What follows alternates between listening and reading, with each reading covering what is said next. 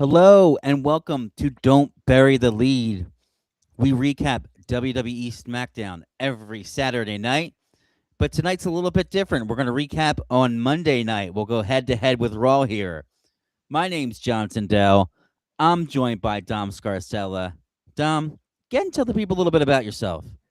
That's right. We are counter programming the WWE because turnabout is fair play. So, for the final time in 2025, John, don't bury the lead. What's our top story from WWE SmackDown for December 26th? Dom, we don't ever bury the lead. And the lead is a talking segment with Drew McIntyre and a referee he must apologize to. And Drew McIntyre gives a sincere apology, and the crowd seems to clap it up a little bit. And then he proceeds to bury the referee for all sorts of things that you could bury a referee for, all kinds of low blows. I would say audibly low blow, not physically low blow. But eventually Cody comes down. They go back and forth with each other, but essentially what this leads to is in 2 weeks in Berlin, we're going to have a 3 stages of hell match between Cody Rhodes and Drew McIntyre. Dom, what did you think of this talking segment? Interested in the 3 stages of hell match. I've never heard of that before. Apparently, it's a best 2 out of 3 falls match where each fall has different rules. So it's something like a bull rope match, then a no DQ match, and then like a cage comes down. Or it could be something less elaborate. It could be like tables, ladders, and chairs for the first fall, and then maybe a regular match for the second fall or whatever. So we're going to get a 2 out of 3 falls match on a SmackDown. It's going to be over in Europe, which for at one point made me think, wow, are they doing this just in case they switch the belt, that Drew McIntyre maybe gets a little bit of a babyface pop outside of the States? But the problem is they're doing a masterful job, if this is the plan, of making Cody Rhodes a babyface even as they tease the heel turn. Because the week prior, they teased Cody Rhodes being like real uppity, getting in Nick Aldis's face, telling him, "You work for me because I'm the world champ. I'm QB1." And then this week, there's Cody Rhodes starting out the show being real arrogant, still real like aloof to Nick Aldis and everybody else there. But then they have him come down and stand up for a guy who's being bullied. Yeah. And then Drew starts giving these verbal shots to Cody and eventually telling him, like, when I send you to hell, say hi to your dad for me. Which is when Cody finally breaks free of Nick Aldis's grip, puts Nick Aldis aside, turns around right into a Claymore. So they're doing everything they possibly can to ensure that Cody Rhodes, no matter what he does, gets sympathy. Right. Yeah. So if they do finally turn him, it's going to be like no one saw it coming, except everybody saw it coming, except no one saw it coming. They've done enough to teeter him, right? Where he it's coming at some point. You just don't know if this is the right timing, whatever, kind of based off of the way he's acting, or it's not so obvious. I have to say, as far as the segment's concerned, this was I chuckled a bit at some of the stuff that Drew McIntyre was saying. He was just bullying the referee. And the one thing he said was, referees are people that wanted to be in wrestling but couldn't wrestle. 1,000,000% true. Sure. Like that's not even a work. That's a shoot. Like if you would go to the wrestling training and you end up being the referee, that's because it was like you're not gonna make it, so you got a ref. You didn't have the size or whatever, and you were really good at just being the ref. So yeah.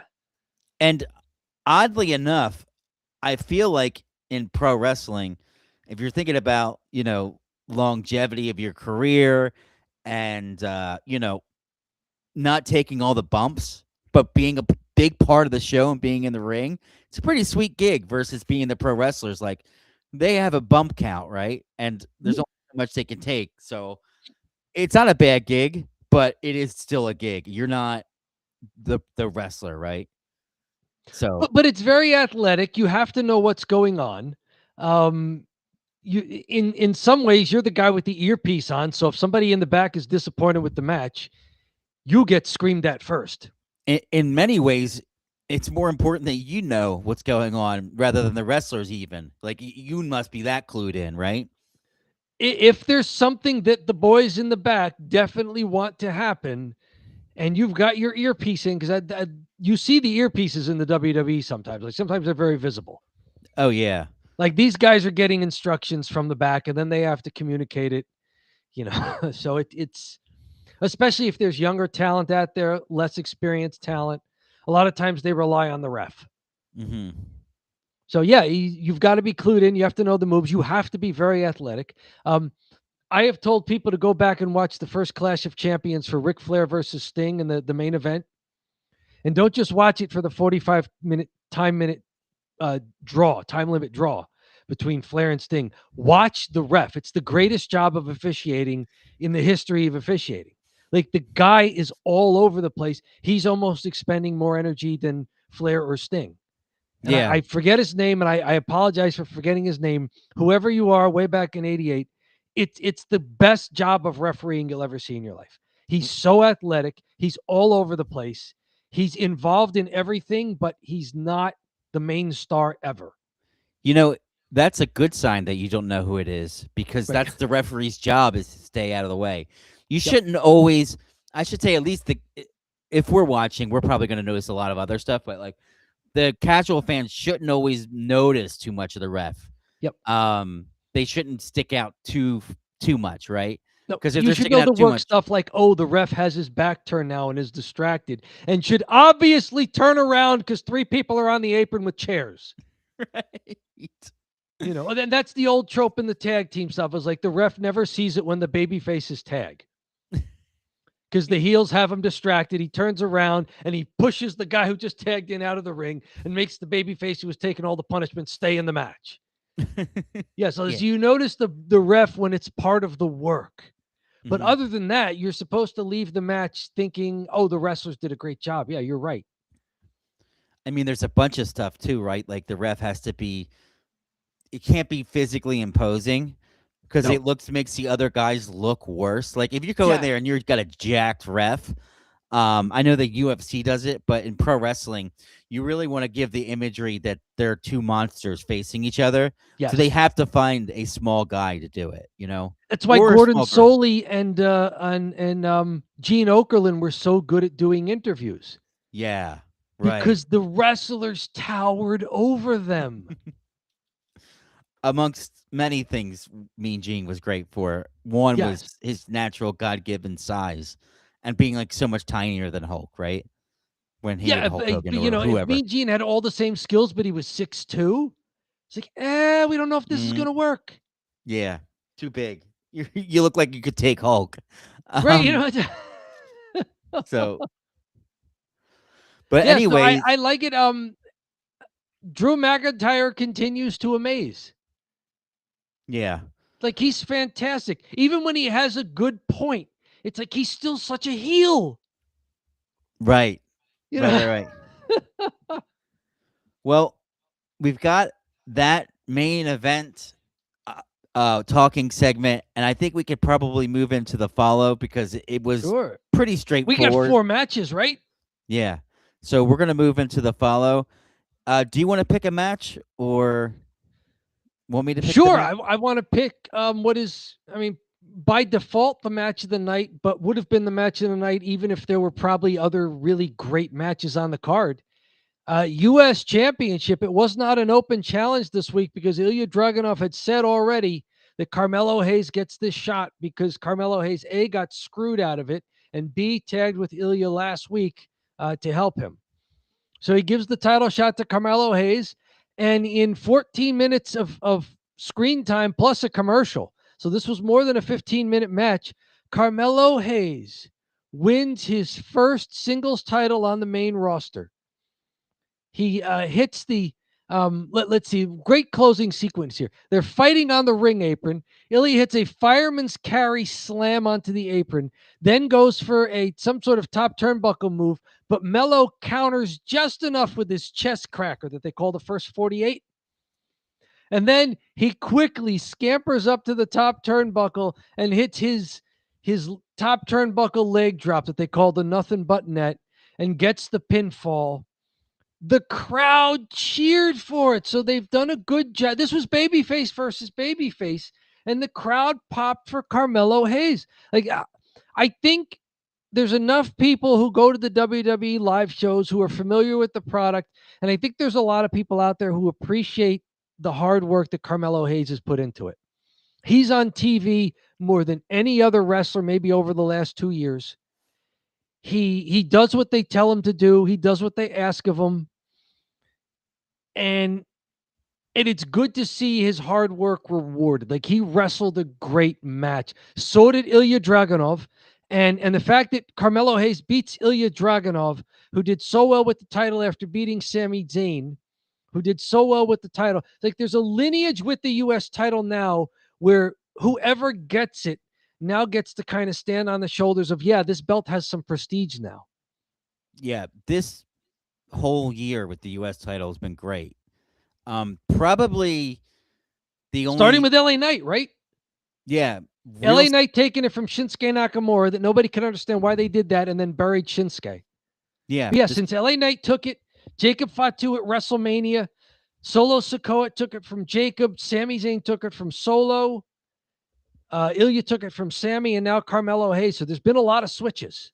It's been the best program they've had for any title for men or women's, right? Like, I think it's been the most consistently booked and really not too difficult book, like not the craziest booking things in the world. It's just like, give good wrestlers 20 minutes on live TV to showcase what they can do, and lo and behold, we are rewarded with a good championship. Like, it didn't take a ton of storyline build, right? For this to be and if you're going to do what they're doing, which is have the open challenge, like the open challenge lends itself to not having storylines. Yeah. And switching the belt as often as they did can sometimes be a problem. 6 title changes in a calendar year, that sometimes makes it seem like creative doesn't know what they're doing and doesn't really know how to utilize talent. But I think everything has worked because of what you said, that they're giving people this belt who can go out and wrestle the match of the night on their episodic weekly television show. Mm-hmm. It's like the days when Gunther had the IC title when we were watching SmackDown, when the IC title was on there. Yes. It's, I mean, come on, that was the best. But it's comparable, right? Mm-hmm. Yeah, so and I'm really happy that Mello's gotten to the point where he's gotten, and we talked about it at the award show. I believe, did I give him my most improved? I may have. Or no, did I give that to Ricochet? I did give it to Ricochet. You gave Ricochet the Ricochet Memorial Award. Oh, I gave him the Ricochet Memorial Award because he deserved it. But the most improved was Mello for me. And I think that seeing him you are right. where he was at originally, seeing him where he was at originally, like basically a little lost. He had some promo. They tried to make him a heel, and he just wasn't working as a heel, and he wasn't wrestling like a heel at all. You know, he was doing a lot of high flying stuff, and to see him kind of flip and he looked like, you know, they do the draft, but they were kind of felt like a bust, right? If you're really going to compare him to a draft, but he's improved. They kind of turned him face. He's had like a good little angle with Miz here, and yeah, I think he's well deserving of the U.S. title, and he's improved a lot. So I'm happy to see him have it. Ilya Dragunov's fantastic. He's definitely my favorite new wrestler. AEW, WWE. He's a guy that's come up that I'm like, this guy's a dude that I really like. Now he seems to have enough going for him where even without the U.S. title, he may have some things to do with Tommaso Ciampa, Johnny Gargano. Although it looks like Gargano's going after Melo. He's going to be Melo's first title defense. Mhm. Maybe with Solo Sikoa's MFT, like Ilya Dragunov's got heat with a few people. So he had the belt long enough to get heat with a few guys. So maybe he can do stuff without having the belt where he's still entertaining, still going out there. And you still like seeing him. To your point about Melo, he was overhyped. Like, unfortunately, a lot of the NXT guys are. Yeah. And it took a while for people to maybe forget about the hype and then just let him do what he does well. Yeah. Exactly. I think it's been a good recovery story. Yeah, he's as far as it's been a good recovery story, and I think one thing is they were patient with him and they put him in the right better direction, really Mhm. just making him face instead of heel, and to get the crowd to start chanting Mello, and you know he's not really necessarily getting over because of his mic skills, and you don't get a lot of the mic stuff from him, which is good. Like if he doesn't have it, don't do it. It ain't gonna work. So I think at this point very happy for him, and definitely a good match. And even for Dragunov, like you said, wouldn't it be great to see him wrestle Solo Sikoa? Like, doesn't Solo feel like he needs an actually good match with someone? Feels like he's Yeah, always kind of squashed. I would say not almost squashed, but like it seems like they never had any good faces for him to face. That would have a good storyline with him. yeah, they Like, had to bring back Sami Zayn, right, totally. And I and now feel they're like, really slow playing the Wyatt Six versus the MFTs. which is like is I feel like Dragunov's a bit, I would hope at least, above the Wyatt Six at this point, um, or at least a higher barometer. And even we've seen one thing with Solo Sikoa is he's a very good wrestler, so I'd like to see those two match up, Yeah. and I think they could tear it down. Um, but anyways, so we had You that have any match. spots you want to, any sequences or anything from that match? Because it's one of the only matches where it's worth calling out anything from the match. I just have like the basic stuff, like the suplexes. How about you? Any spots in particular, like the suplexes from Ilya Dragunov? They're always great, but they especially looked great against Carmelo Hayes. I actually kind of just watch it and enjoy it. I didn't take blow by blow here. Me too. I didn't take a lot of notes early, and then as I got into it more, I started writing a few more down. I mean, there was some stuff early. Ilya Dragunov does that really stiff looking lariat, and Mello just flipped completely head over heels with it. Like it mm, wasn't just a back bump; it was like a complete flip around, uh, flip on it, and then Ilya went right up, hit a top turnbuckle senton, and got a 2.5 count out of it. That was a big one. Mello's countered that forearm drop early with a kip up kick to the head, and then went right into a springboard DDT that looked really good. It looked better than a lot of those springboard cutters that guys do. yeah, yeah. Like The the springboard springboard DDT is DDT, I good. liked. Mm-hmm. Yeah, so that was a good thing. A lot of the counters guys were doing, like stopping another guy's shot with a big old kick to the head, superplex from the top rope. Ilya goes for that as they're fighting up there. But Carmelo Hayes, they had him where he would turned midair and made it a top turnbuckle cutter. Like what a tremendous spot that was. Mm-hmm.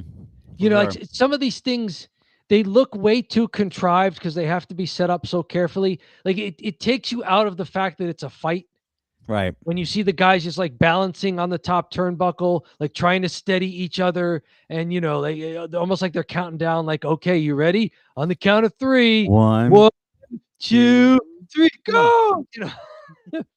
And then they go for it. But it was such a great move, and when they both landed, they both sold it. Like Mello was knocked out himself and crawled for the cover. And then Ilya kicked out at 2.5 because it was just like an arm drape kind of cover. So these guys did a lot of stuff that was worthy of the longest match of the night. Both tremendous athletes and not the same style. Although, both of them can use the ropes, but they don't use it the same way. Both of them can use big strikes, but they don't use it the same way. So this was a fun match. Yeah, 2 of the 3 of the matches are ridiculous. And go tell us in the comments or in the live chat what your favorite spots were. Yeah, I love it. Yeah, I didn't get a lot of notes for that one, so but Carmelo Hayes, congratulations, wins the title, and we feel like Dragunov will be fine, right? Yep. Um, So where Dragunov did exactly what he was supposed to do, which was have a great run with the belt, show everybody what a great wrestler he is since he was coming off of injury when he won the belt from Sami Zayn. mhm. And then, do well enough by the title so that the next guy doesn't have to rescue it. Right. Let's move on to the next match here. Okay. So Do you have I'll any pick- matches where you wrote down notes? Yeah, I do. Okay, because I may not have many notes after this just one match. So go ahead. What match would you like to go to next? I know 2 of the 3 are. I don't have anything, so we could probably just skip them. But let's just go with the one that probably was the last remaining real match. Okay. Charlotte Flair versus Last Legend. Yes. That probably is number 2 in what is 2 total chaotic matches that aren't included that we'll talk about later. But chaotic in not the way you would think. But Charlotte Flair versus Last Legend. Charlotte Flair picks up the win after kind of some confusion there at the end. But I thought this was a pretty good match. The babyface wins because of distraction, right? But yeah, that's just essentially what happened. But Charlotte Flair wins it, and there's a couple things I liked about this. I kind of like Charlotte Flair's new in-ring style. She's bumping like crazy, so Lash Legend was just slamming her all around in the beginning of the match. I feel like she's usually kind of in control and command. She's like the big, she's like the big dog in there. Like she's always the champion, and kind of reminds me a little bit of her old man, taking all these bumps and then firing up. So she takes all these bumps, she's getting beat up, and she fires up. And she was awesome when she fired up because the crowd went nuts when she started to fire up. And Charlotte's had a tough time getting over as a face sometimes. And I think she's finally over as a face because for years there, it was always like, like, they were like, there were times they were whatting her. And she said, "Are you seriously going to what that?" And she's a face, but like they were whatting her, and she's like bitching back at the crowd. And she did some stuff with, Tiffany Stratton, and I think Stratton was like a face heel type character, and they're saying all this personal vendetta stuff against each other. And then I like where she's at now. Let's just put it like that. I like the new style. Other side of the coin here, I think Lash Legend looks solid. Yes. Nothing was mind blowing that she did. It wasn't like, wow, she's a superstar, but I think she's probably ahead of whatever schedule she's on. And I think that she does have that potential one day to be a star. And I feel she has like the size and the look, right? she's got the size and the look. It's funny. If Jade Cargill was wrestling like that, we'd have a better champ. So she's a better wrestler than Jade. She just might need the fun, cool music and the crazy hair, and I think she's probably better than Jade, our current champion. Well, to be fair, pairing her with Nia Jax may be the way to do it. I mean, that pairing was really good to get Tiffany Stratton over the top. Yeah, for sure. Yeah, Nia's going to be the champion whisperer, right? Maybe, yeah. No, I love her with Nia. She's positioned in such a great way with Nia Jax. So Nia can kind of, if they're together, Nia is a veteran heel, so you can teach her what she knows, Mhm. add on what her, physical, and then like plus, she can teach her how to. Nobody sells crap to the crowd like Nia Jax, right? Right. Like Nia Jax is not going to show you how to do a Hurricane Rana, but No. Nia Jax will show you how to be a big man, stumble around, yell at the crowd, right? And Yes. that's why I love Nia. But Right. but Mock the baby face's moves and everything. yeah, Like the way she would point to her wrist whenever she was wrestling Tiffany Stratton. yeah, she knows how to be an asshole. She knows she's been told, hey, you're the heel, and she knows what that means, and she does it. She's like Drew McIntyre. Right. Like they know what to do as a heel. Just a few things I had from this. Charlotte Flair still doing that top turnbuckle moonsault. She looks like her knee is not bothering her anymore. That's good. When she Really good. first came back, there was a little. I mean, she had to shake off some of the rust. Every now and then she would do a kip up and not hit it, and she would like stumble out of it, and she just didn't have her mobility. It looks like she's back. Um, Mhm. to your point of her bumping and selling for Lash Legend, there's probably not a lot of matchups where Charlotte Flair can do that and make it believable. Mhm. Like if she's always fighting wrestlers who are shorter than her, like we were just talking about, the problem of someone towering over the wrestlers and making the wrestlers look like, you could take them. When she's in there with Lash Legend, yeah, I mean, make the big young powerhouse look extra strong. Yeah. Bump for her in ways that you would not bump for, Alexa Bliss if you were fighting Alexa Bliss. Mhm. Bump for her in ways that you would not bump for Kairi Sane. Right, right, right. Bump appropriately for the size. And to the closing sequence, I thought it was fun because it's usually the baby face that gets distracted by their partner getting beat up on the outside. It's like, but this time it was Nia tried to interfere. Then Alexa went after Nia, and Lash got distracted by the fight on the outside. Charlotte Flair, second turnbuckle sunset flip, and the stack up pinfall. Match Right. went about 10 minutes or so. Not a bad match. Did what it was supposed to do. The baby faces avenged last week's Lash Legend beating of Alexa Bliss. So Mhm. did what it's supposed to do. Kept both of these teams kind of on even footing for whichever one goes for the titles next. I really like this program so far too. I think this is a. I think Yes. it's got a lot of elements to it. They're Yes. repackaging two veterans that needed to be repackaged, and it's working. Yep. It's bringing up an NXT star and putting her in a position where they're not pushing her too far and too hard, but she looks like she'll be able to learn, and she's a good candidate for it. Yep. And it's a great and your third point. Um, she's sorry. I think that's only two. Okay. She's a great. They're bringing up an NXT star, Mm-hmm. and she's a great candidate for it. And Naya's great to kind of take her in the under her wing and just kind of keep bringing these girls up from the NXT. They come under Naya's wing, and then she lets them fly away, and then they can kind of keep that going, right? Because Naya at this point can't just keep winning titles. No, but she's got to do something where she looks strong enough, and maybe in a really dominant tag team is good for her. Yeah, You mentioned bringing up the younger wrestlers from NXT and pairing them with someone else. That's going on all over the women's tag team division. yeah, Roxanne Perez is benefiting from being in Judgment Day with Raquel Rodriguez. Lyra Valkyria, though she had a really good program with Becky Lynch, I think she's benefiting from now being in a tag team with Bayley. mm-hmm.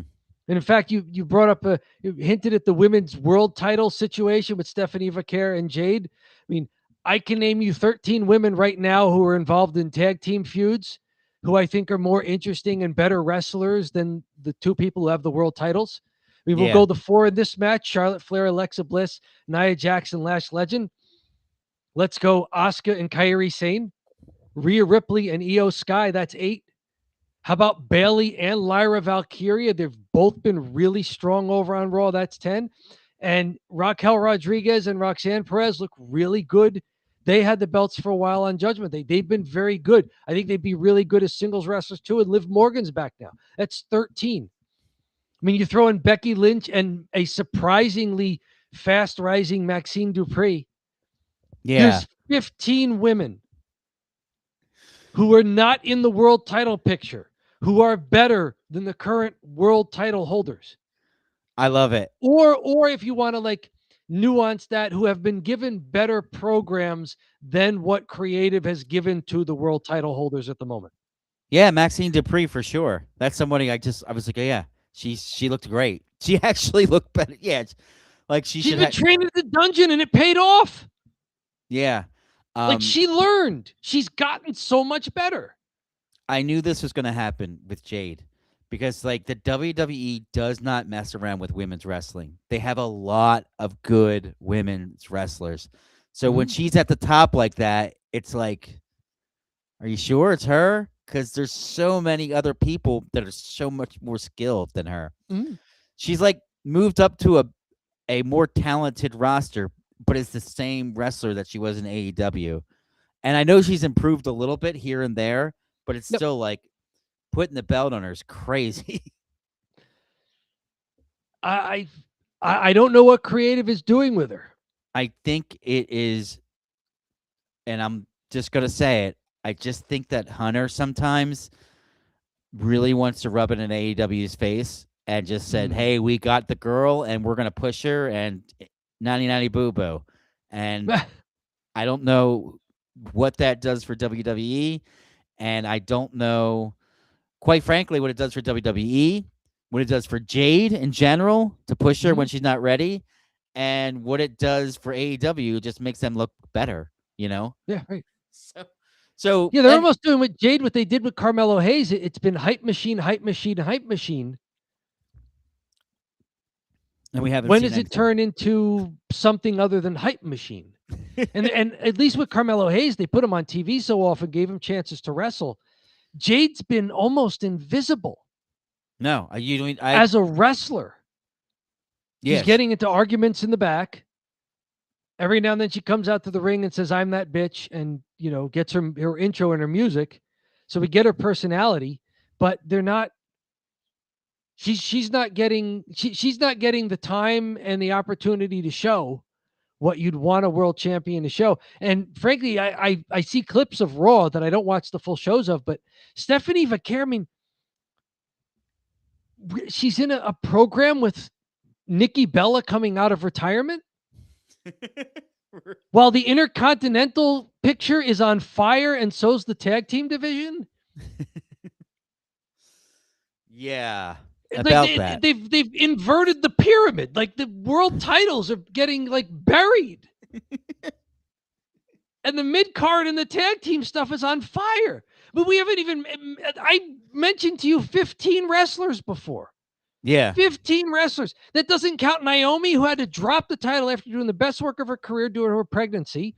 It doesn't talk about Bianca Belair, who's still hurt after getting injured in the match of the year at WrestleMania.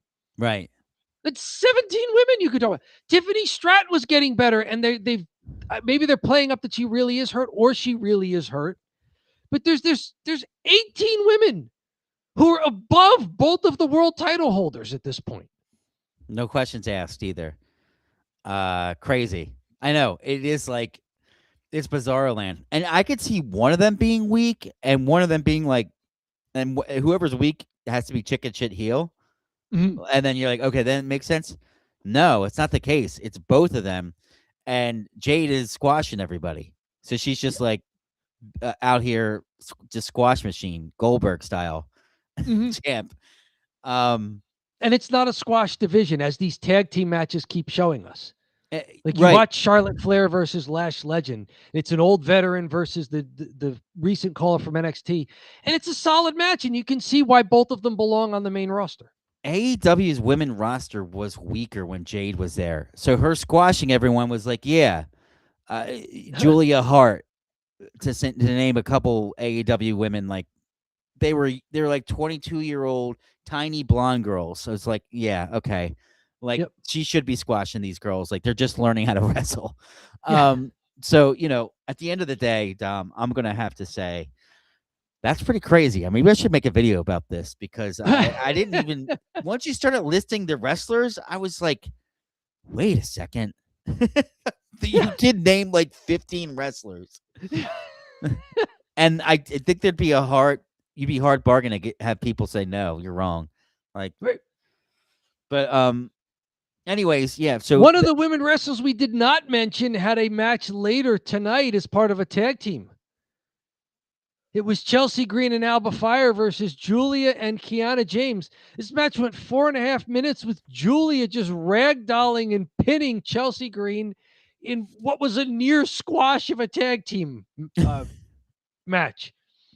And I wrote down for my notes. My entire notes are Julia pins Chelsea in near squash. They keep crapping on their best wrestler on the women's side, and I mean that SmackDown side. yeah, Like right, Chelsea Green was the MVP of this past year on the women's side for SmackDown. for sure. And they just keep crapping on her. And kudos to Chelsea Green for taking it and still coming up shining and smelling like a rose. But I want to see Chelsea Green wrestle. I know she can do it. Yeah, I know. I We've know seen her she do can it. do it. Let her wrestle.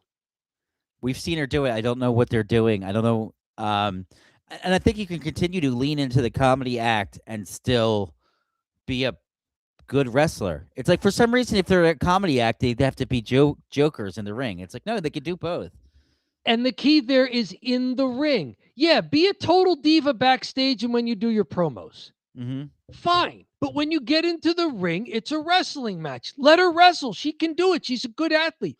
She's got decent size to her. She's not like tiny. Yeah, She's no, she's tall enough. She's bigger than most of the muscular girls. and the physique is enough there. And she can wrestle. We know she can bump. We know she can hit moves herself. Yeah, Let her wrestle. totally.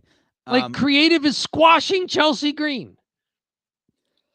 I did have a couple things. They Very did good. the diva tie up in the beginning where they're pulling the hair. Yes. I did like that as kind of like a throwback or at least a homage to that era, right? When they would just toss each other by their hair, like, hey, Chelsea's supposed to be kind of like the diva champ, right? Because she said she wants to bring the diva belt back, which is hilarious. Yes. Like, no, like, because they got rid of it because it was too, I guess, whatever. The diva thing. They got rid of it because they found women like Chelsea Green who could wrestle. And Chelsea's like, no, bring it back. Let's do the modeling thing. Like, very anti-feminist, what she's doing. Like, no, I want the Divas title. So yeah, so I like that aspect of it. And then kind of a good job by Julia to fire up the dead crowd. But this was a bathroom break match. Agree? Mm. And it's odd that the champ got pinned. I figured like yes, and so easily. I figured Alba Fire was there to get pinned. That was my pick. Alba Fire should be getting pinned there, right? Or Kiana James, like somebody. Kiana James, yeah, for sure. Julia's manager should have eaten a pinfall. The manager. No, the manager doesn't need a pinfall. She looks strong while wrestling. Yes.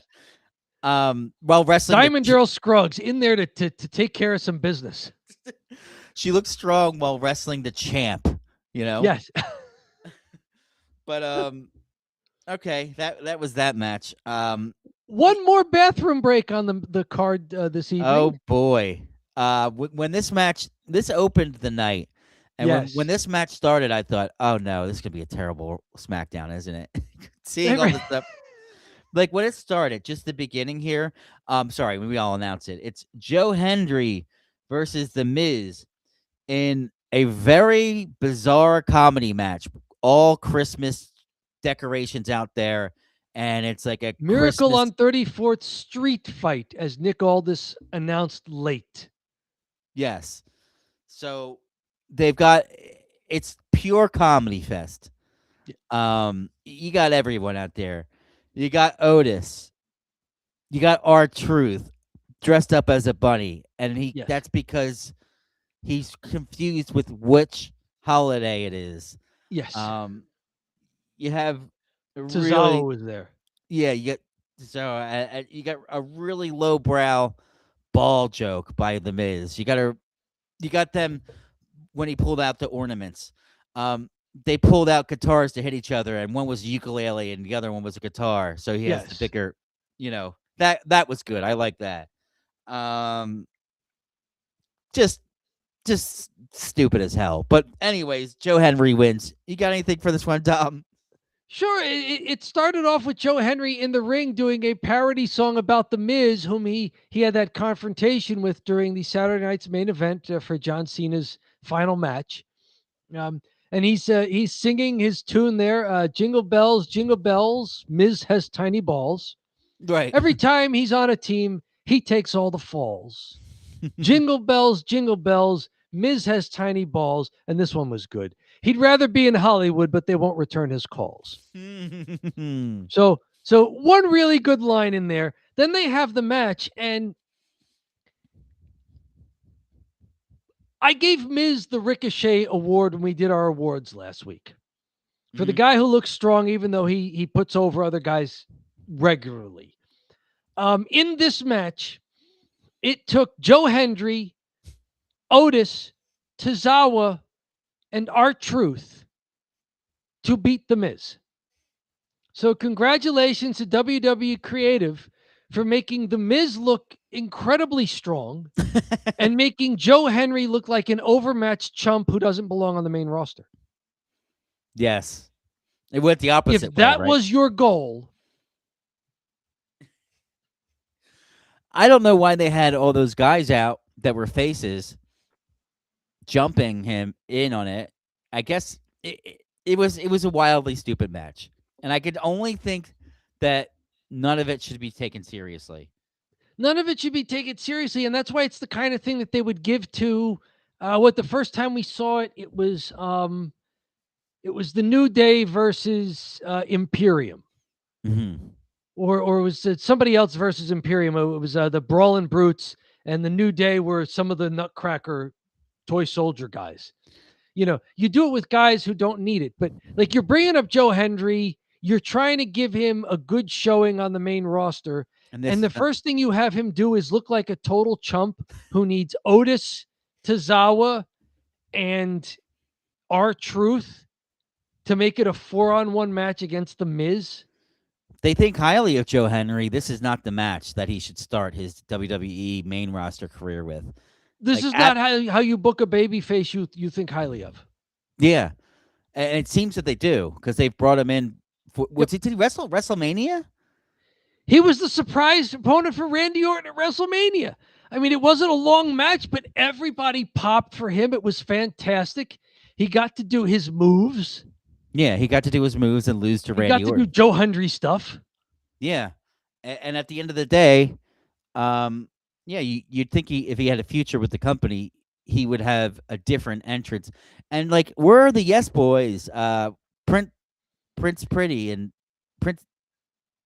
Kit Wilson looks like he's going to be doing something backstage. He keeps talking to Nick Aldis about wanting to do something about all the toxic masculinity on SmackDown.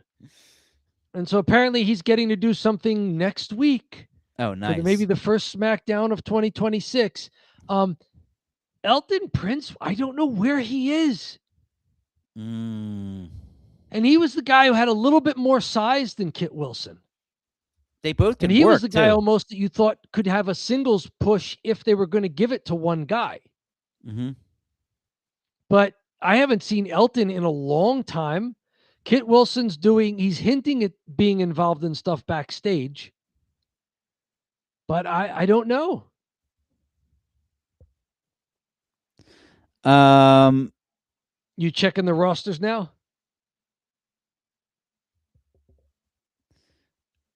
um, it might be that. It might be that.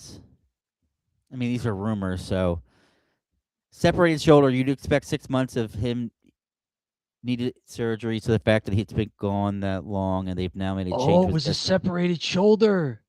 Yeah, and I think Okay, yeah, he's we saw that with Liv Morgan, and we're seeing it now with Seth Rollins. I think he's very hurt, which is probably why Okay, we're not seeing any of Pretty Deadly. okay, If you so think that about yeah, it, if it was a separated shoulder, yeah, half a year at least. We just saw it with Liv, and we're seeing it with Seth. yeah, but this kind of feels like something where Pretty Deadly would get beat up in, right? Or like I don't know. It's just such a silly match. Um, or even no, Pretty Deadly could win it. I don't know. Or just have a regular face that doesn't do much. Have Otis win it. Otis versus the Miz, yeah. Yeah, just have. It's a weird way to because Otis is what he is, right? Yes. So it's a weird way to protect, uh, or I should say, lack thereof. It's a weird way to kind of expose Joe Henry onto the roster here. I think we talked enough about that match. We did. Is there any other things you wanted to touch on that they may have done backstage or anything other No, than the top women's tag teams arguing backstage and Nick Aldis calling for a fatal four-way tag team match for this coming first SmackDown of 2026? I don't I know. got nothing. Nothing really else happening. Nope. A lot of flyby stuff, if you will. Yep. Like there was stuff in the back, but I don't think there's anything that stood out to me. Nope. So Dom, you know what that means? We don't have any more segments to talk about. So It's that's gonna time for the thumb drive, isn't it? it's We time for need the to thumb drive. collect all this data and we need to just store it down in a portable device. Our thumbs. It's where we're going to distill this show into a thumbs up or a thumbs down. There are no ties. There are also no letter grades, no number grades, no star ratings. We're grading this course pass, fail. Dom, we're not Dave Meltzer. We don't do 7 stars in the Tokyo Dome. We don't do 5 stars at AEW's pay per view on Saturday. We don't do 2 stars at the Core State Spectrum in the late 90s. Or I should say early 90s, most likely. WWF house show. No, no, no, no, no, no. We just give a thumbs up or a thumbs down. We're not Dave Meltzer. All right. Are you Not that ready, there's Tom? anything wrong with that. Now, there's anything wrong with that. We love Dave. 3, 2, 1. Oh, Tom, why'd you give this show a thumbs down? I'm trying to put myself in the position of someone who paid money to attend this show.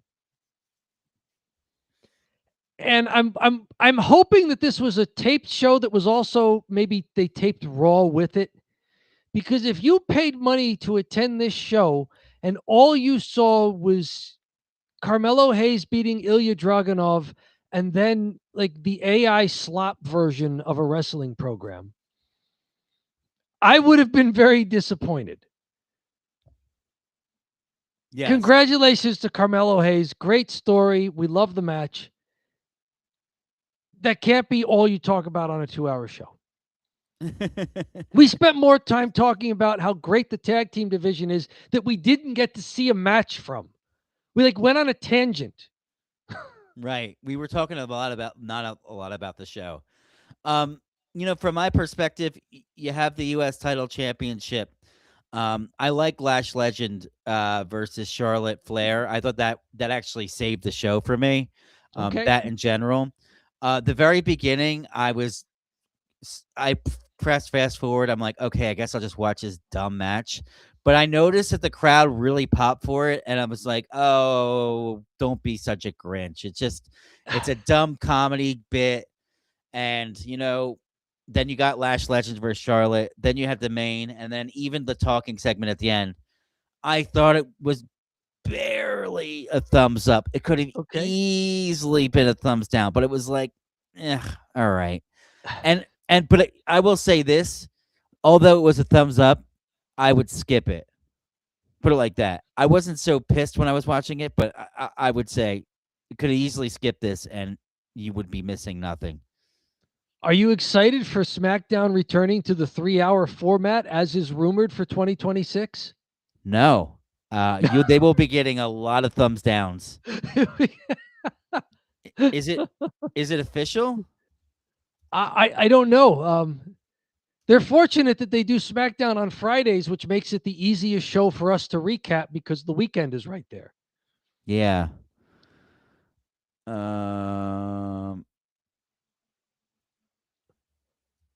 I've heard that rumor. I'm hoping it's not so. Oh no. No.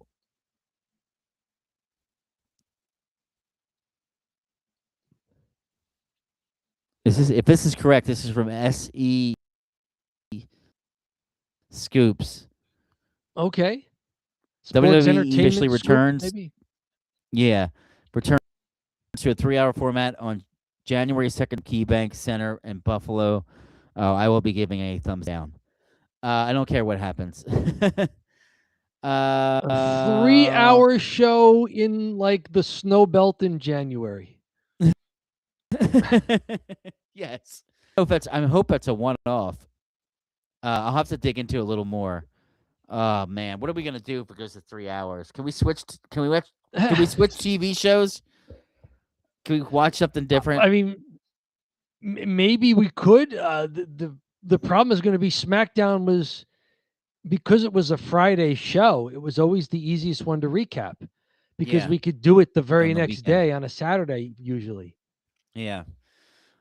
Well, let's cross that bridge when we get there.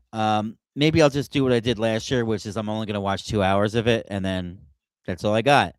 But see if you pick the best 2 hours. Like you watch the first 2 hours, and if it doesn't suck, you'll watch the third hour. Yeah. Dom. Oh, on that note though, we're talking about when it gets warmer. On the opposite, getting warmer because you're talking about the snow belt, but it's hot here. It is in South Jersey. Heaters blaring right now, sweating because we're at cheap heat. And cheap heat is our segment where we talk about trending topics in the wrestling world. We talk about WWE, AEW, and other aspects of pro wrestling. This is kind of our bread and butter for our channel. It's how we got monetized. So what I do is we'll talk in great detail about these different trending topics, and I'll make shorts, YouTube shorts, and I make short videos based off of these trending topics. And that has gotten us a lot of views as the YouTube algorithm loves trending topics. So without further ado, speaking of short videos and trending topics, do you have one that you'd like to share with us? Oh, great transition here. Let me do this. I'm pulling it up. Give me a sec because I had it ready, but then I turned monetization on.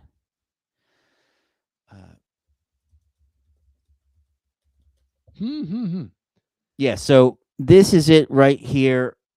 I'm going to open up the video.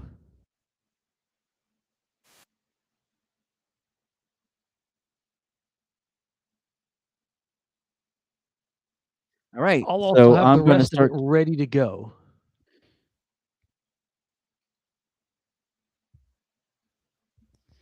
All right, so let me go ahead. I'm going to share my screen, and that's what will get us started.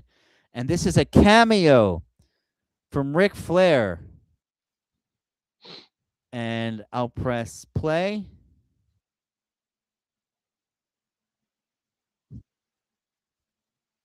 Fan, but let's check out this crazy cameo he left the fan whose family paid him $600 for. To my man Eric And I was with, from Tina, Evan and all that. family, and the military boy. Woo! I guess it's a beautiful gift. I'm not sure why. Oh, bachelor gift. Gotcha, man. Eric has a tattoo of your famous. Woo! God, Eric. So many women do. So more to do. Now he's getting married. Oh my God. Why would you get married, motherfucker? It's the worst possible commitment you could do. Because as of the day you get married, 50% of everything is hers. I don't care how beautiful she is. Stay her girlfriend. It's family, Tina, and the military boys. Want to wish him the best of luck. Matt says diamonds are forever, and so is Ric Flair. And that's the God's honest truth, brother. I'm a diamond. I'm forever. I've overstayed my welcome, and my name is Ric Flair. Woo! All right. I hope those people got their $600 worth or whatever it was.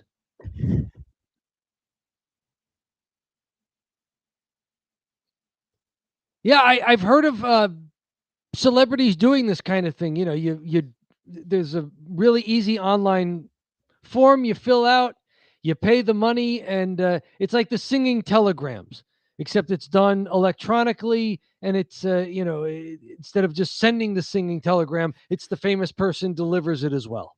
Yes, and that famous person is Ric Flair, drunk as a skunk. This is up there with the Iron Sheik shoot promos, just completely plastered, mixing up words left and right with what he was saying. Hey, she should keep you as your girlfriend. I was like, wait, no, you mean boyfriend. You mixed up the Texas. Stay her girlfriend. Yeah, stay her girlfriend. Another thing was that is just absolutely hilarious is that he's burying him for getting married. No, don't do it. Don't do it. She'll take half the stuff. It's like, the Cameo did not ask you to weigh in here on what you think to of bury marriage. the guy on his wedding day. Yeah. And isn't Flair married again? Yeah, he might be married again, which is hilarious. That he's like shooting on marriage. Don't do it. He's been married several times.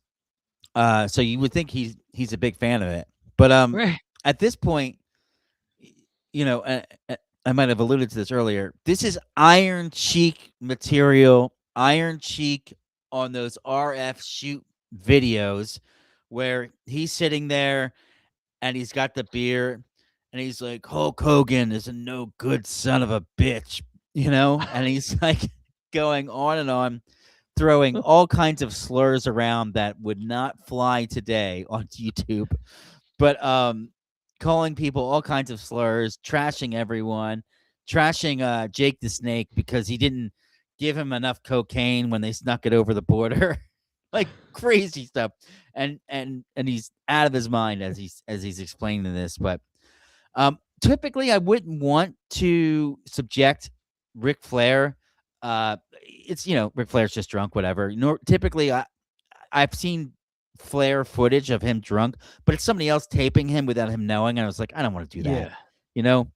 This was him doing the Cameo. He knew what he signed up for, and he pressed record, and that's what he did. So I was like, all right, well, we gotta bash him a little bit here.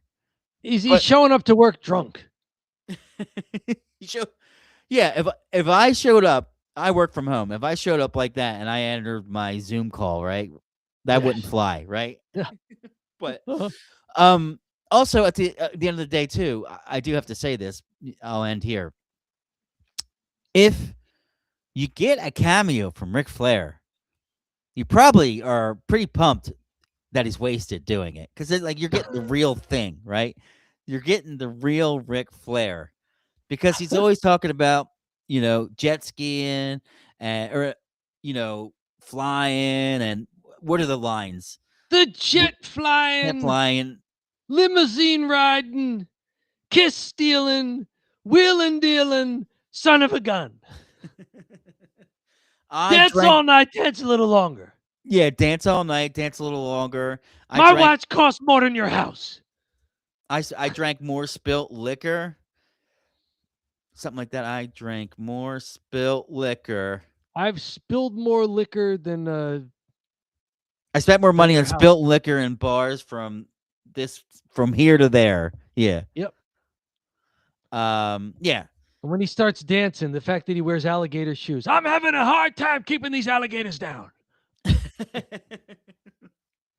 Yeah, so that's you're getting the real Ric Flair, old as hell, drunk as hell, seemingly drunk as hell in the middle of the day at a bar. Yeah. So good for him doing his thing. In other news, Dom, let me kick it over to you.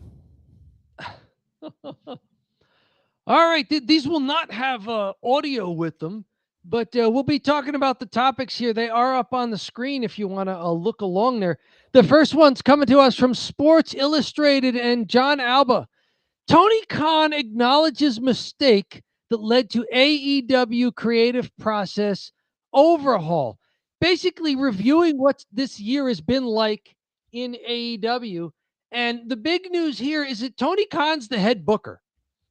And everybody knows it now. It's Tony Khan. He's having fewer people give him input into what he should be doing. Like he'll deal with the talent one-on-one, but just not for like, hey, how do you want your next match to go? Mm-hmm. Just dealing with them more like, their boss, the owner, and the wrestler, like making sure people are all right, ready to go to work, ready to do things. Everybody's feeling good. Everybody's doing what they're supposed to. But he's basically the booker now. He says, I think that 2025 has been focused. I think we had a great goal at the beginning of the year. We added something new to Dynamite and Collision with HBO Max becoming the streaming partner, simulcast of the show. It created an energy around the company.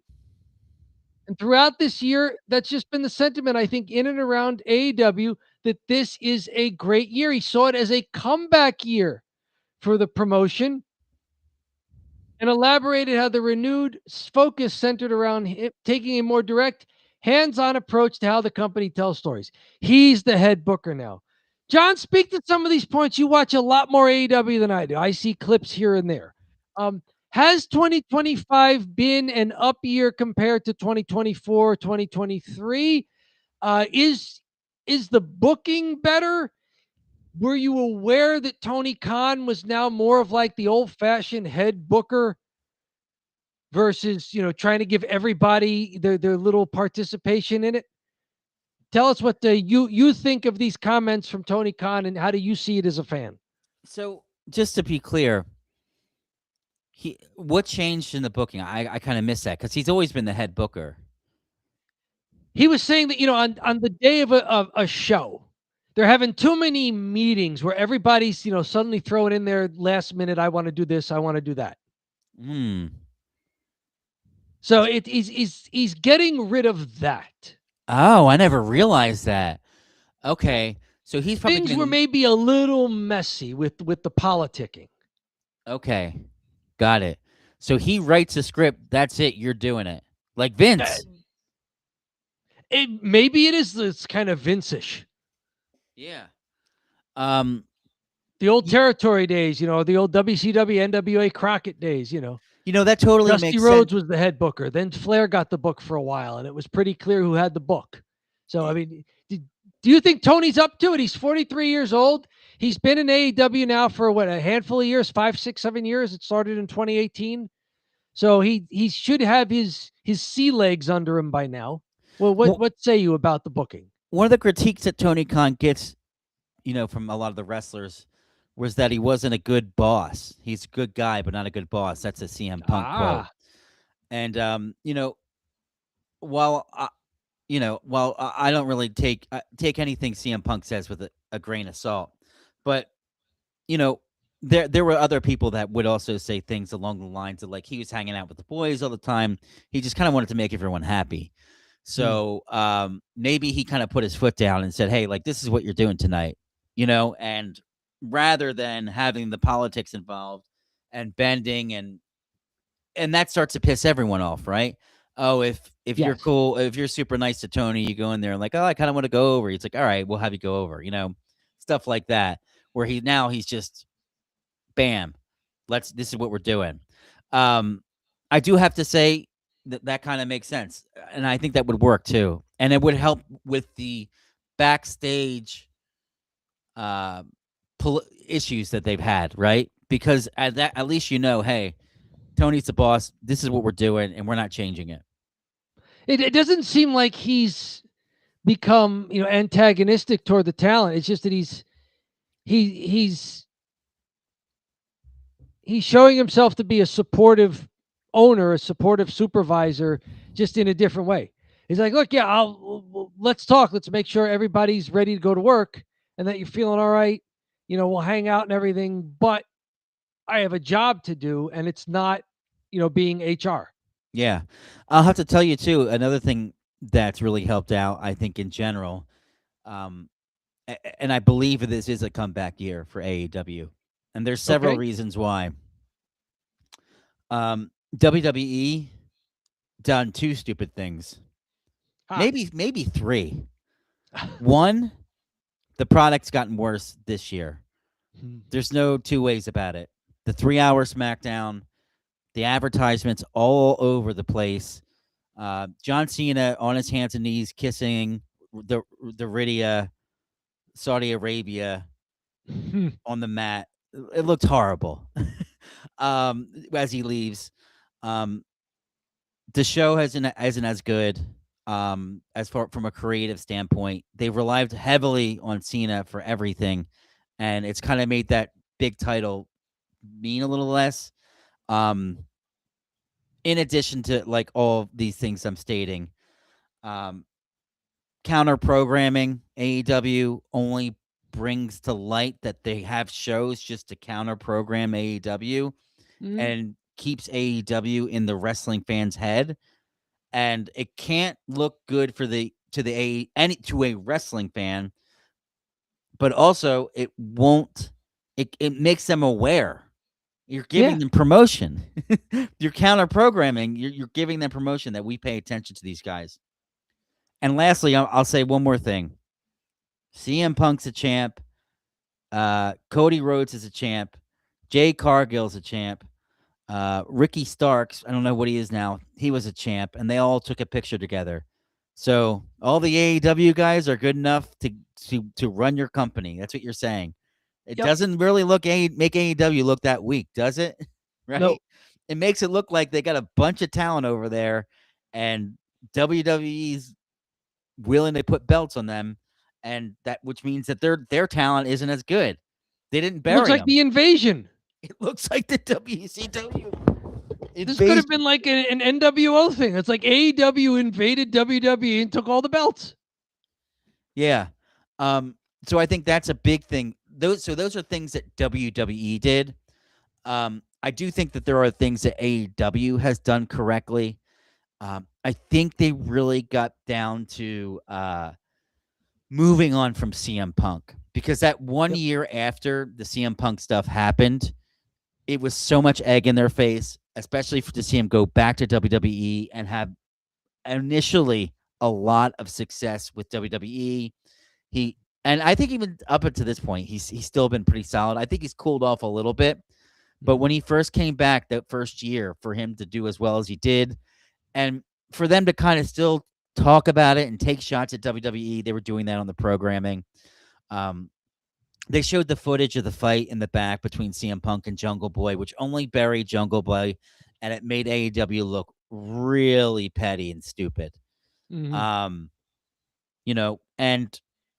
there were started to become issues with like people that were in the media.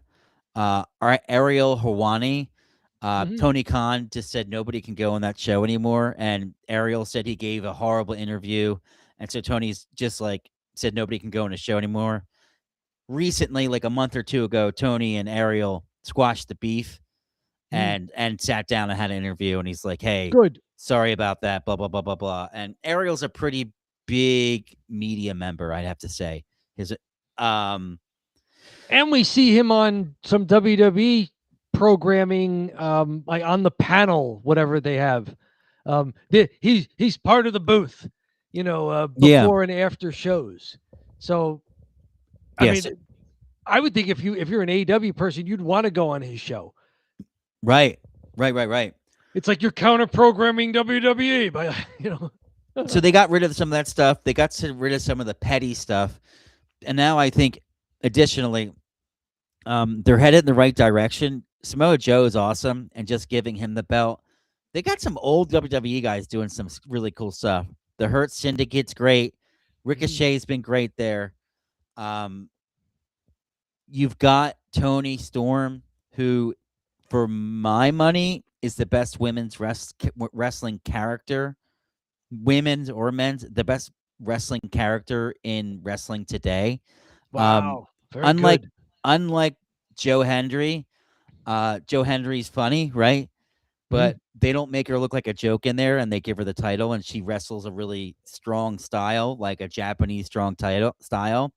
But then she just has this character of like a 50s actress that has a big ego and doesn't know what's going on, and she's a floozy and a drunk, like all the actresses from the 50s. She's basically like Marilyn Monroe combined with a few other people in historical film.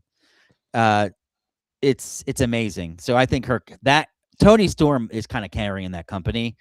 And then on the men's side, I think Moxley had an excellent way to drop the belt to Hangman at their biggest show.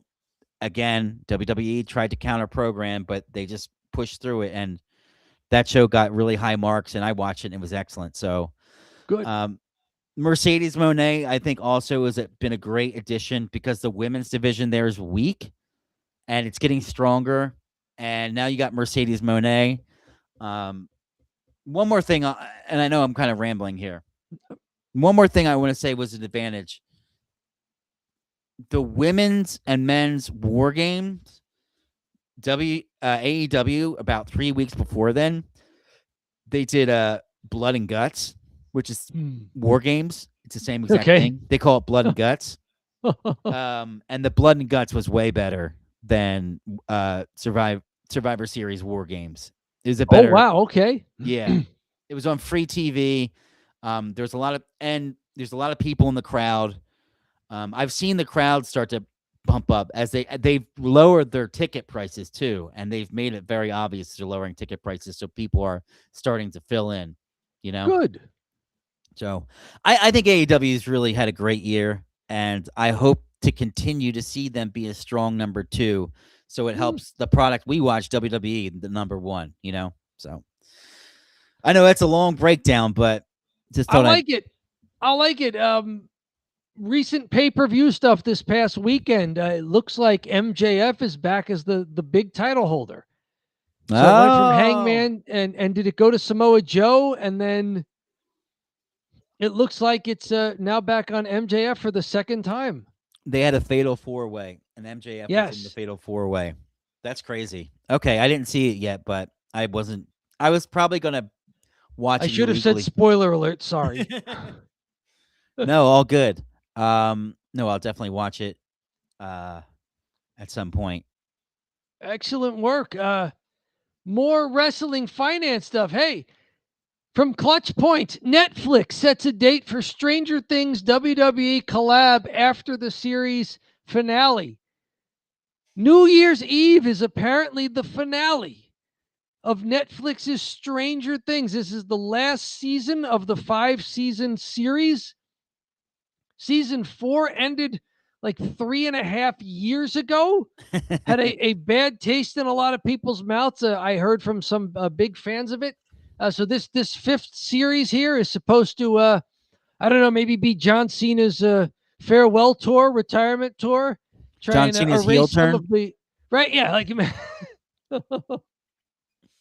he's so this is and the big question is, what happens after Netflix's best original series goes off the air? And it seems like it has at least one more bit of life the first Raw of the year will have a crossover.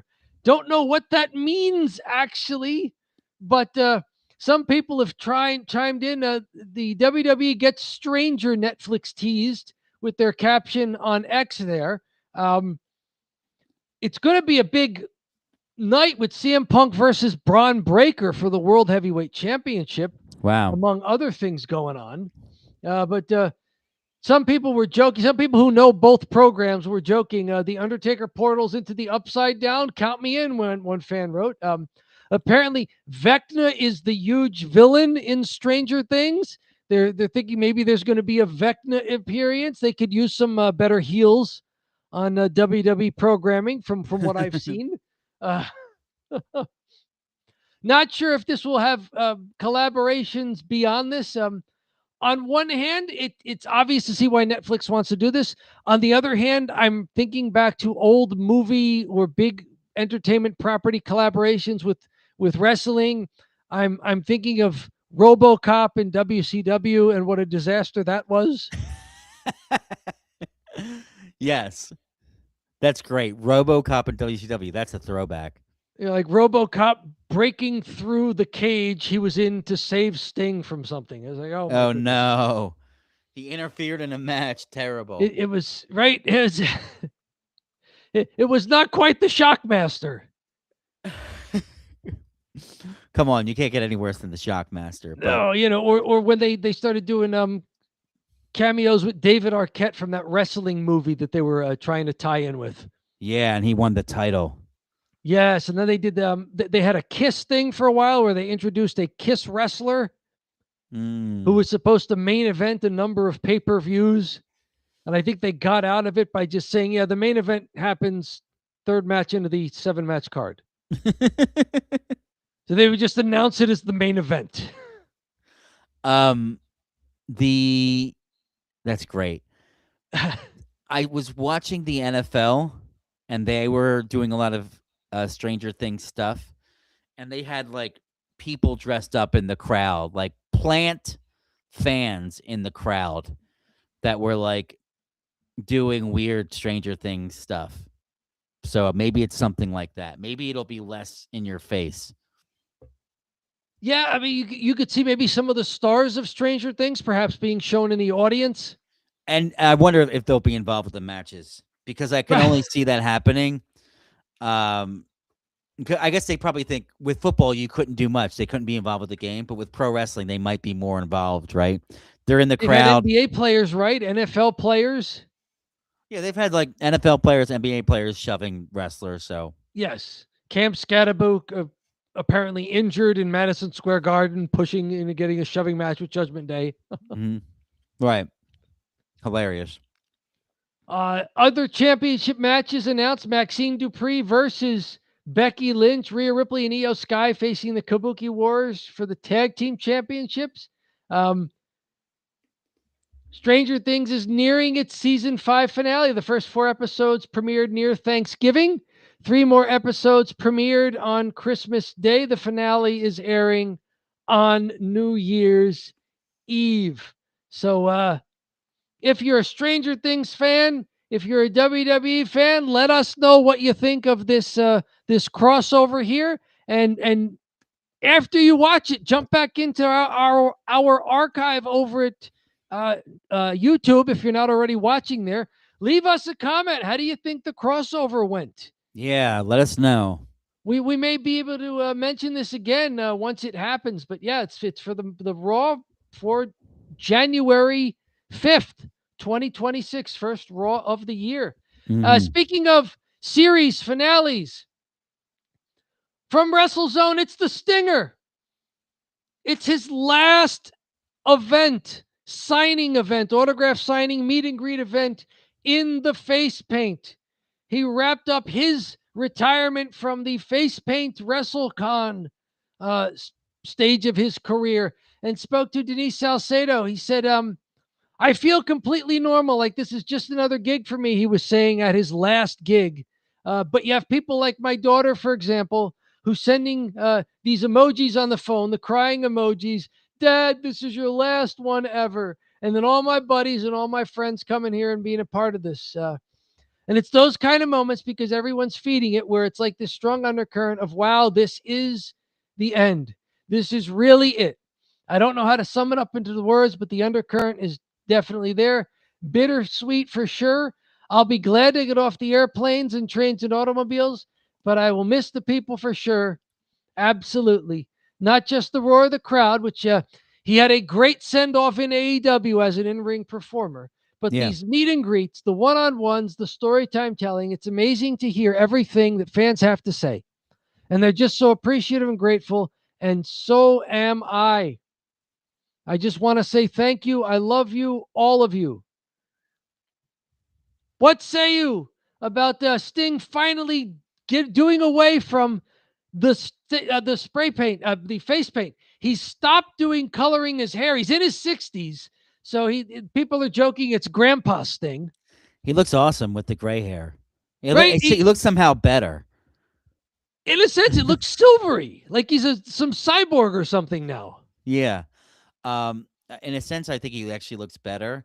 I'm curious if he's saying I'm done doing these fan fests, basically, or would he go back to the fan fest without makeup?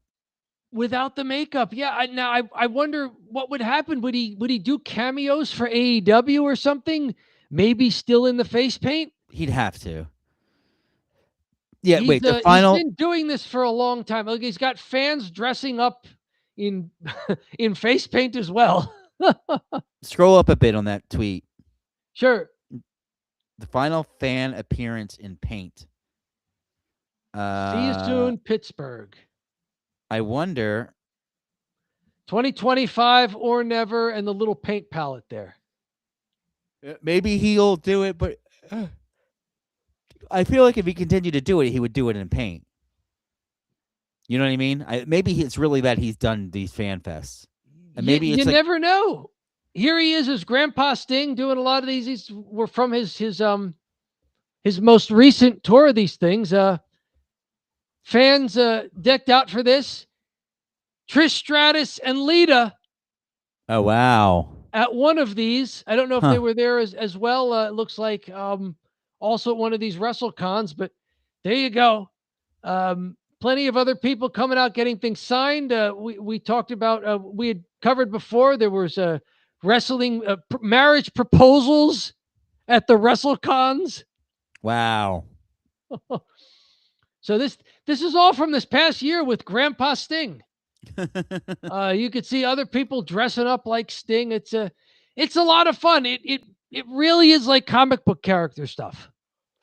Oh, no, it really is. Right. Like Sting is one of the throwbacks to when this was really leaning into being almost comic book stuff. Yeah, because the comic book stuff was so huge in the early 90s with Batman and stuff like that. Yep. It was the Crow Sting. They were playing off that movie. So that may have been the only successful time WCW did any sort of movie tie-in, which was Scott Hall saying to Sting, "Yo, you should do like the Crow." But Scott Hall was just doing not the Godfather. He was just Scott Hall, the heel. Him and Kevin Nash. They're in WCW as the Outsiders. Tony they were talking about what Sopra- Sting should do for changing his persona, and apparently it was Scott Hall's idea that Sting should start dressing like the Crow from the Brandon Lee movie that was out at the time. I thought Scott Hall was doing Tony Montana. Hey, yo. Yes, he was supposed to be, the bad guy. He was supposed to be like the Latin drug dealer, cool guy. That was when he was that was Razor Ramon. Mm-hmm. Right. Razor Ramon was the bad Calling guy. people Chico. Yeah, Chico, yeah. Suddenly he's Hispanic. Scott Hall. Scott Hall from Minnesota. Right. Yeah. He pulled it off. He did pull it off. Hey, yo, Chico. He pulled off being Hispanic better than Rhea Ripley did, not gonna lie. Yes. Although for Rhea, it was very successful to the point where she's still using the "mommy is always on top" catchphrase, even though she's clearly back to being Australian. Right. But good news here, bittersweet news from Sting. Someone else we've seen before. It's Andrade El Idolo. New Japan Pro Wrestling. It looks like he has come to an agreement about where he can wrestle with this non-compete that he had with the WWE. He's cutting promos for NJPW, New Japan Pro Wrestling. Seems that he's the new business backer for United Empire. Mm-hmm. He will be on the side of United Empire at Wrestle Kingdom, showing you just a little of this thing here. He's the big money backer. I think it's almost the Mercedes Moné category. Like, here comes this guy with all the riches. He's the wealthy financier. There he is. The gold watches, the rings everywhere, the jewelry, dressed to the nines. It's Andrade El Idolo. He's back. Good news for him. I have no idea what Wrestle Kingdom is. I haven't watched much New Japan. Tell us in the comments. Tell us in the chats. What do you know about New Japan? Are you excited to see Andrade in New Japan Pro Wrestling? And by the way, I don't think we've mentioned it yet. If you are watching this somewhere else and you haven't been over to YouTube yet, thank you for tuning into the live stream wherever you are. Please know that our archive, our home base, with not only all of these recorded live streams still available to watch anytime you want, but all the edit videos that, John, that you make that are in the few minute range there, plus the hashtag shorts that are under a minute, those are all available. Don't Bury the Lead, a wrestling channel on YouTube. Subscribe there, hit the bell. If you want to become a premium subscriber, that is available as well. There are some perks for premium subscribers. Thank you for helping us climb that first big mountain and help us as we try to climb the next one. Great, Dom. Maybe we need someone like Andrade El Idolo I appreciate it. backing us here at from NJPW, backing us here at Don't Bury the Lead. Yeah, New Japan Pro Wrestling. The United Empire is a stable that they have there. That and basically the concept is it's a multitude of members. We're about the countries and cultures. So they have like 8 different countries, people from 8 different countries in the stable. Oh, Yeah. So their big thing is just to have, their thing is to have all kinds of diversity from the origins of the wrestler, rather than just, oh, this is the Asian group, or this is all the Japs, this is all the black guys. This, it's like it's mixed up. So the opposite of Vince era WWF. This is totally the opposite of Vince. WWE. Yeah. Are they a heel group or a babyface group, or not definitive? It wasn't definitive there.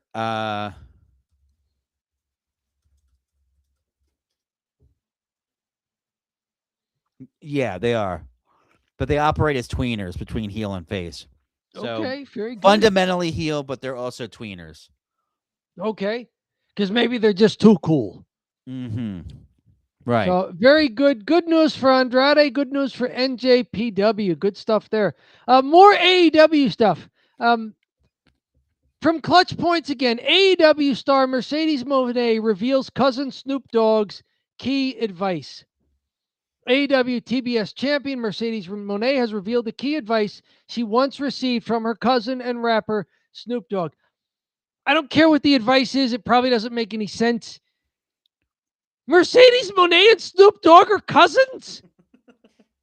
I knew that. You did not know that? I did not know this. Isn't that crazy? How come nobody told me? This is crazy. Thank you, Clutch Points.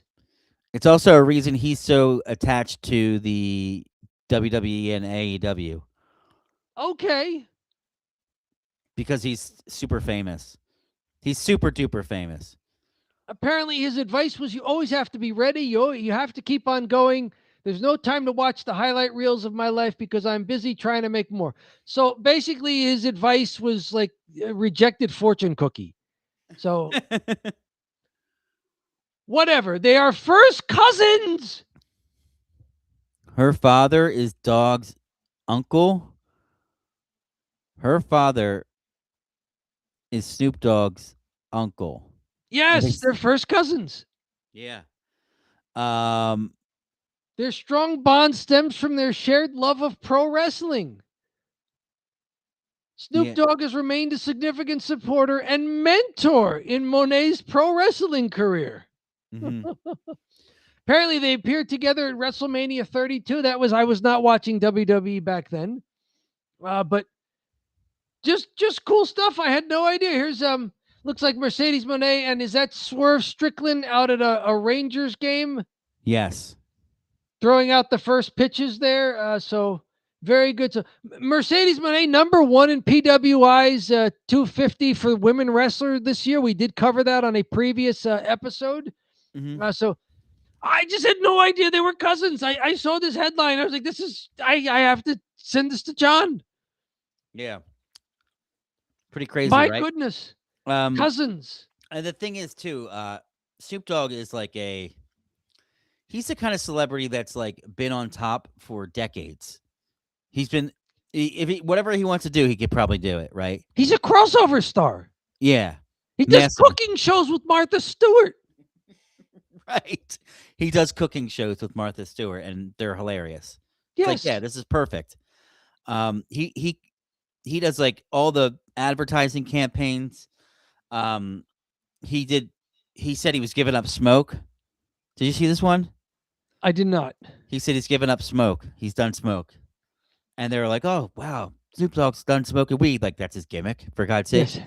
He's done smoking weed. And then, like, a Super Bowl commercial came out, and there's Snoop Dogg. And he's like, I told y'all I'm giving up smoke. And it's a smokeless grill. Okay. So they got everybody riled up because he had quit marijuana, and then it's for a smokeless grill. And I'm like, wow, what a brilliant marketing campaign. You know?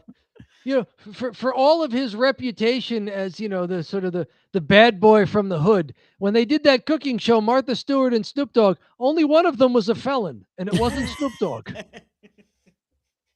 True. That's right. She's the I only mean, one that Martha did time. Stewart may have had more street cred than Snoop Dogg. She absolutely should. She had more street cred than Dominic Mysterio. She went to prison for a whole year and didn't come out with, painting teardrops under her face or whatever. Hey, Dom's a changed man ever since he went to jail. It does that to people, I've heard. So, one more, and this is a fun one from Mimi's Ravioli on Instagram. Mimi's Ravioli, a famous purveyor of Italian specialty foods down in Hollywood, Florida, which is a fairly far cry from Pensacola, Florida, where Roman Reigns is from, but he's apparently got a connection to Mimi's in Hollywood. Roman Reigns, before the Christmas holiday, I don't know if you know this guy's story, but he is a true hero. It's 2 days before Christmas and all the money in the world, and this guy is picking up pizzas to deliver to the sick kids at the hospital on his own time. They don't make him like this guy. This guy is what you call a true life hero. Roman Reigns, the babyface turn is complete, isn't it? Oh, yeah, for sure. He's delivering pizzas to sick kids in the hospital. Wow. That's awesome. Which they probably can't eat because that's probably bad for them if they're in the hospital. Mm. But whatever, it's maybe the parents and the people who are there with the kids, they enjoy the pizza. But there you go. He's wearing his Wild Samoans t-shirt while he's doing it also. Yeah. I mean, he's totally a face, and that's a good thing to do with his downtime. Yep. What a uplifting story, Dom. And you know what that means?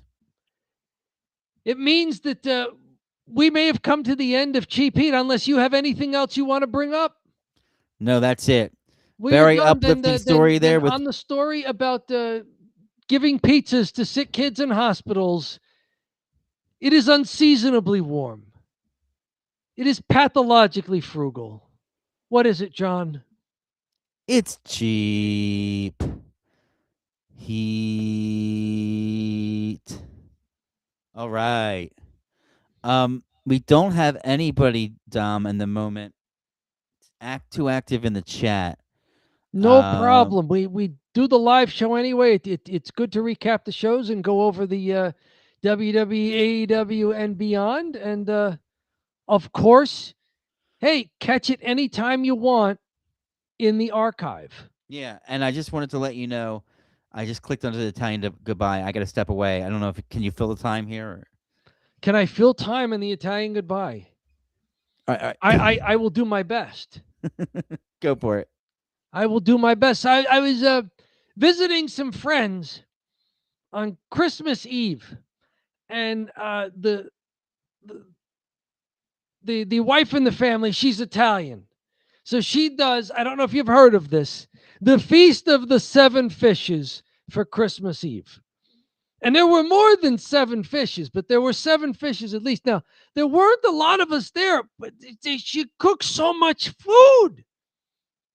Like, this was an Italian Feast of the 7 Fishes, like way too much food. It was excellent. All of it was excellent. In fact, I was given an enormous bag of leftovers. So I spent for a few days eating the leftovers of the Feast of the 7 Fishes. There was some good salmon there, just plain cooked salmon, beautiful grilled salmon. There was some calamari, which is squid that was battered and fried. We had clams, casino there, baked clams. We had 3 kinds of shrimp. Some was breaded, some was grilled in another way, and some was just plain cooked. We had the tiny little fish that were filleted there, the smelts, where you just eat the whole thing because it's just such a small fish. We had 2 kinds of fish in the gravy that went with the spaghetti. We had a room temperature bacala salad. So many fishes. So many fishes. So we had the Feast of the 7 Fishes. So I for 3 big dinners afterwards, I've been eating them. I just finished them up today, Monday, because I had some Thursday, I had some Friday. Saturday, I was out for dinner. Yesterday, I was visiting again, so I had dinner out. So tonight, I finished up the leftovers of the Feast of the 7 Fishes.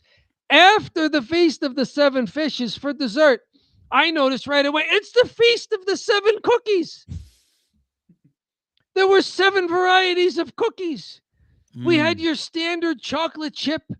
We had the little Russian tea biscuits with the powdered sugar all over them that you're making fingerprints everywhere now after you touch one. Mm-hmm. So like people could see where you went. We had the ones that are just the egg whites and a little bit of the chopped nuts in them. Those are very light and airy. Mm-hmm. We had ones that had more grains in them and a little dollop of jelly on top. We had 2 kinds of pizzelles. There was the regular flat pizzelles. Then we had pizzelles that while they're still warm, you put a little bit of chocolate fudge in the middle and you roll them up. So it's like a taquito. And then we had something that looked like biscotti with a little filling in it. And I'm trying to remember what the 7th cookie was. This is not like me to forget what a cookie was. But I don't know what the 7th cookie was. I did not get cookies to take home. I had just all the savory food. So I was been eating the savory food, but I don't remember what that 7th cookie was. I know I tried all of them. There's no way I was passing up one of the 7 cookies. Yeah. Like I tried all the fishes. You did all the fish. So I tried all the cookies too. I know how to feast. It gets you try a little bit because you want to try everything. So you don't load up on any one thing. It gets dangerous when you go ahead and you bring the cookies home. Because if you bring the cookies home, they will be eaten in one sitting, right? So if someone gives you a big box of cookies, guess what? You're not eating one on Monday, one with the next day, one the next day after that. No. That's not how it works here. They will be cookie packages are single serving size. It's like I tell people about the frozen pizzas that you get at the supermarket. It's like it says on the back, serve 6. Serve 6 what? No, serves 1. Right, serves 1. Every pizza is a personal pizza if you believe in yourself. So I had a wonderful time. It's been a long time since I did a Feast of the 7 Fishes. Just because I'm Italian, but I don't cook and I don't have relatives around or anything. But it's this is a couple of years, twice in the last, I think, 3 years actually, that I've visited some friends who have some Italian roots and do the Feast of the Seven Fishes for Christmas Eve. Where were So, you? Visiting some friends from the parish. It's actually the dad in the family I know from my music days. He Mm. was the co-owner of the mastering studio in Philadelphia where I had my CDs mastered. Oh, and is it, 2003, 6, and 7. and did he make our theme song, or he was part of the theme song then? Because he was Yes. Yeah, the theme song for Don't Bury the Lead was mastered at the old Masterwork recording in Philadelphia. great. Did you Yes, tell him? very Did much you so. ever mention to him that we used that, or no? I don't know if I mentioned that, but like we talk when we reconnected, it's because I met his adult son through a charitable organization that we're both in. Mm. And when he told me his name, I said, I knew someone by that name years ago. He owned a mastering studio. Hmm. And, and the son said to me, yeah, that's my dad. I said, no kidding. Yeah. You guys live here? Does he live here now or just you? And he said, no, yeah, we all moved here. We're in South Jersey now. Oh wow. So we reconnected maybe 2 years ago or so. That's really cool. Yeah, and it was really fun. I saw them summer of 2024. Mm-hmm. And it was a party at their house. And one of the other guests there was the chief engineer for their old mastering studio. Oh wow. He came to us. I got to reconnect with him and say hello. And I didn't know if he'd remember me. I mean, I remember him, Right, of course. but he's had like hundreds, thousands maybe of clients. Mm-hmm. So he starts talking to me, and he starts talking to me about one of my songs. And it's the kind of thing that only he would know because he's the only guy who ever asked me about it. He's like, you know that old song you had? What was that called again? And he just started describing it to me. I said, oh yeah, I know what that song is. And I was flattered that he remembered that detail from it. That's amazing, actually. Yeah, because at the time, as we're going over, because I'm sitting in there with him in the studio as he's mastering it, and he's listening to it. He says, what second guitar are you playing there? It sounds like it's in a little higher register. And I looked at him for a second. I said, and he said, the second guitar I hear. I said, that's not a second guitar. That's just one guitar. And he's like, oh, really? How are you playing that? And I just showed him like my hacky way of playing the guitar. Oh, okay. And so he remembered it like 15 years, more than 15 years later. Huh. Do you, Yeah, what is see- it? You were playing fast or something like that? So it sounded I like wasn't the playing guitar- fast at all, but I was fretting the guitar and playing the strings like low, high, Mhm, where you're not strumming all 6 strings. mhm. And as I'm doing it, I'm like changing up so that the higher strings are playing a little bit of a melody line while the lower strings are droning. But Mhm. because I'm letting them drone, it kind of sounds like there's 2 guitars playing Mm. because I'm not stopping one in order to do the other. So it's the highest compliment I've ever received for my guitar playing. Really? I Like, know. It's like amazing. Really, Wow. like You're so talented. I thought you were playing 2 guitars at once. yes, like a mastering engineer who was part of like the Philly jazz scene. Yeah. And That's like crazy. all of that scene that came out of Philadelphia in like the 80s and 90s. He's asking me what the second guitar is. Like he's recorded with some really great guitar virtuosos. I'm like, no, it's my hacky way of playing. It's Dom, on that note, I believe the Italian goodbye is about done. I'm going to make it a bit more of a German goodbye here as we're okay. winding on down because I do have to. I've got a German Stalin. I just bought it today at Aldi. Well, good timing for this. Thank you guys for hopping in here on a Monday night. Much appreciated. Dom, as always, thank you. Always so much fun to live stream. Be on the lookout here. Basically, I just made a breakdown video. I might do another video. I might do 2 videos off of this live stream. So just keep posted and subscribe to the channel. Thanks so much for your time. If you like TikTok, tell them what's going on at TikTok. We're trying to get followers on TikTok. Search for us on TikTok. I don't bury the lead. If we get 50 followers, we can live stream there. So I want to see what's going on in that weird universe that's TikTok. So, Yes. yeah. TikTok, as Karrion Kross, now Killer Kross, would say. Thanks all so much for your time. Much appreciated. And have a great rest of your evening.